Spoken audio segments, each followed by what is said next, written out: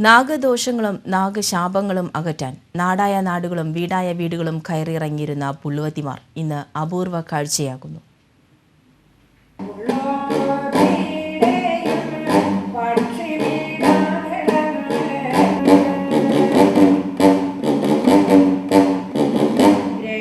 പുള്ളുവൻ കുടവുമായി അവർ വീടുകളിലെത്തിയിരുന്നു. വീട്ടുകാർക്കും കുട്ടികൾക്കും നല്ലതിനു വേണ്ടി നാവൂറ് പാടിയിരുന്നു. എന്നാൽ ഇന്ന് ആ പുള്ളുവത്തികളുടെ കാഴ്ചകൾ നാട്ടിൻപുറങ്ങളിൽ പോലും അന്യമാവുകയാണ്. പണ്ട് വലിയ തറവാടുകളിൽ മാസത്തിലൊരിക്കലെങ്കിലും പുള്ളുവൻ പാട്ടുകൾ പാടിച്ചിരുന്നു.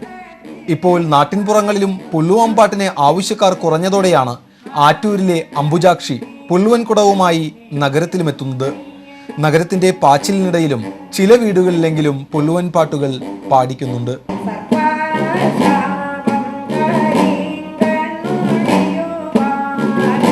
വളർന്നു വരുന്ന തലമുറയ്ക്ക് ഇങ്ങനെ ദേശം സഞ്ചരിക്കാനൊന്നും അവർക്ക് താല്പര്യമില്ല. സർപ്പക്കളങ്ങളും പരിപാടികളൊക്കെ ഉണ്ടെങ്കിൽ അവർ ഏറ്റെടുത്ത് നടത്തും. അതല്ലാണ്ടിട്ട് ഇങ്ങനെ വീടാന്തരം കയറിറങ്ങി പിന്നെ നാഗദോഷം പാടിയ കെറ്റാനോ കുട്ടികളുടെ നാവറ് പാടാനോ ഒന്നും ആരുമില്ല. പുള്ളുവത്തിമാരുടെ ഉദ്ഭവത്തെക്കുറിച്ചും ഐതിഹ്യമുണ്ട്. നാഗത്തെ രക്ഷിച്ച ഇല്ലത്തമ്മയെ മനയിൽ നിന്ന് പുറത്താക്കിയപ്പോൾ നാഗങ്ങൾ അനുഗ്രഹം നൽകിയെന്നതാണ് ഒരു കഥ. സർപ്പശാപങ്ങൾ തീർക്കാൻ പുള്ളുവത്തിക്ക് നാഗങ്ങൾ അനുഗ്രഹം നൽകിയത്രേ. നേർത്ത പശുവിൻ തോൽ മൺകുടത്തിൽ ചുറ്റിയാണ് പുള്ളുവൻ കുടമുണ്ടാക്കുന്നത്. കാവുകളിൽ പാടുമ്പോൾ മണിവീണയും ഉണ്ടാകും.